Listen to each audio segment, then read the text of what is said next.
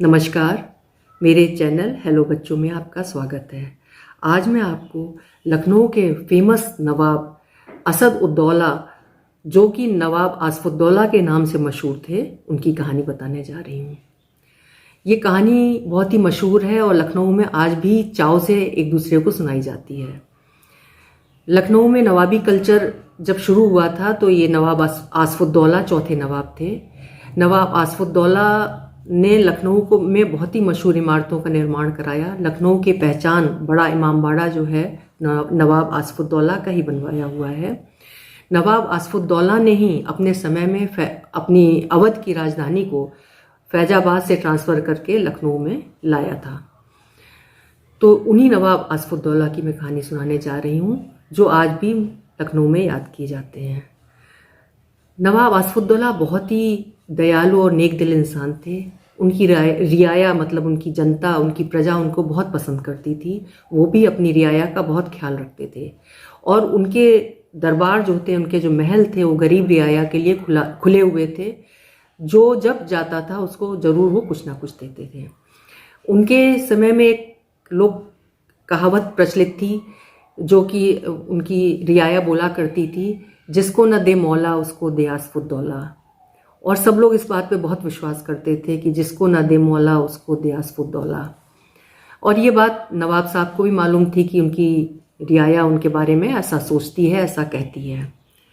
लेकिन एक फ़कीर अक्सर वहाँ आया करता था, उनके दरबार के सामने से निकला करता था और गाया करता था कि जिसको दे मौला उसी को दे आसफुद्दौला। वो कभी ये नहीं कहता था कि जिसको न दे मौला उसको दे आसफुद्दौला। वो हमेशा यही कहता था, जिसको दे मौला उसी को दे आसफुद्दौला। धीरे धीरे ये बात नवाब साहब के कान तक पहुंची कि पूरी रियाया तो आपकी ऐसे बोलती है, जिसको न दे मौला उसको दे आसफुद्दौला, लेकिन एक फ़कीर है जो अक्सर ये कहता है कि जिसको दे मौला उसी को दे आसफुद्दौला।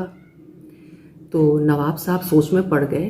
उनको लगा कि उस फ़कीर की बातों में ज़रूर कुछ दम होगा, तभी वो ऐसा बोलता है।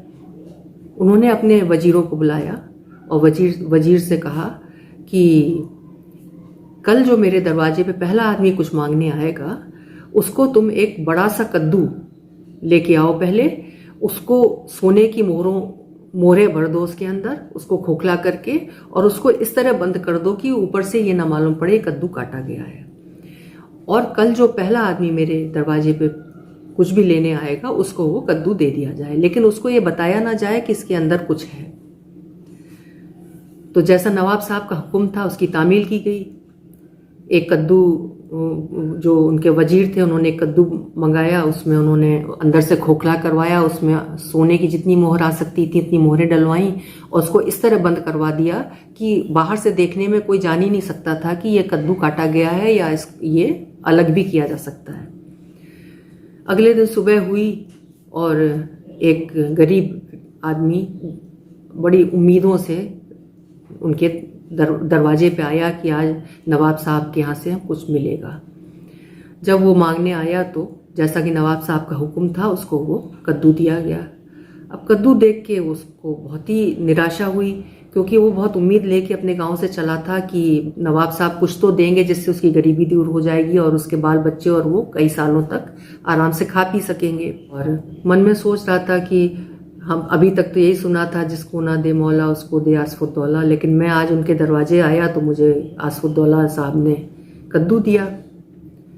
रास्ते में वो जब जा रहा था अपने गाँव, तो सामने से वही फ़कीर नवाब साहब के महल की तरफ जा रहा था, वही गाते हुए, जिसको दे मौला उसी को दे आसफुद्दौला। अब उस व्यक्ति ने सोचा, ये तो मुझसे भी ज़्यादा गरीब है, लाओ ये कद्दू मैं इसको दे देता हूँ, मेरे तो खेत में भी कद्दू होते हैं। उसने उस फ़कीर को रोका और कहा कि लो बाबा, ये कद्दू तुम ले लो। वो तो ठहरे फ़कीर, जो कुछ मिल जाता था वो ले लेते थे। उन्होंने वो कद्दू ले लिया। वो व्यक्ति अपने गाँव चला गया और फ़कीर अपने रास्ते चला गया। अब 2-3 दिन तक कुछ भी खबर नहीं मिली नवाब साहब को। तो नवाब साहब को बहुत ही क्यूरियोसिटी हुई कि आखिर उस आदमी का क्या हुआ। तो उन्होंने अपने वजीर से कहा, पता लगाओ कि वो आदमी जो अशरफी लेके गया था, मोहर जिसमें तुमने कद्दू में मोहरें भर के दी थी, वो उसको मिल गई। जब पता किया गया तो मालूम पड़ा वो तो वैसे ही का वैसे ही गरीब है। तो नवाब साहब ने उसको दरबार में हाजिर करने का हुक्म दिया। वो आदमी आया दरबार में, तो नवाब साहब ने उससे पूछा कि तुम्हें उस दिन कद्दू दिया गया था, उसका तुमने क्या किया? तो वो बोला कि जी हुजूर, आपने कद्दू दिया था, आपके दरवाजे पे मुझे कद्दू मिला था, मैं लेके अपने गांव जा रहा था, तो एक मुझसे भी गरीब फकीर सामने से आ रहा था, तो मैंने वो कद्दू उसको दे दिया, क्योंकि कद्दू तो मेरे खेत में भी उगते हैं, और मैं अपने गांव चला गया। अब पता किया वो फकीर कौन था, मालूम पड़ा ये तो वही फकीर था जो गाया करता था, जिसको दे मौला उसी को दे आसफुद्दौला। पता हुआ कि फकीर तो फकीर था, उसको कोई लालच तो था नहीं। उसको जब उसने कद्दू खोला, उसे अशरफियाँ मिली, तो अल्लाह का बंदा था, उसने गरीब आदमियों की हेल्प करनी शुरू कर दी, और सबको खाना खिलाना, और जो भी उससे बन पड़ना लगा उस पैसे का इस्तेमाल उसने उस तरह से करना शुरू कर दिया। जब ये पूरी कहानी नवाब साहब को पूरी तरह सब समझ में आई, तब उन्होंने कहा कि ये तो फकीर बिल्कुल सच कहता था, सही में ये अल्लाह का बंदा है, इसने जो कहा बिल्कुल सही कहा कि जिसको दे मौला उसी को दे आसफुद्दौला। मैं तो सिर्फ जरिया हूँ देने का, देता तो मौला है। तो ये कहानी लखनऊ में आज भी सब लोग सुनते हैं। ये बहुत ही अच्छी कहानी है, और इसमें बहुत ही स्पिरिचुअल मैसेज भी छिपा हुआ है। बच्चों, हम लोगों का काम सिर्फ अपनी मेहनत करना है, ईमानदारी से रहना है अपने और अपने देश के प्रति, अपने परिवार के प्रति। बाकी देने वाला तो ऊपर वाला है। तो मुझे उम्मीद है तुम्हें कहानी जरूर अच्छी लगी होगी। मेरी कहानियाँ सुनते रहना। Thank you for watching. फिर मिलेंगे। Bye bye.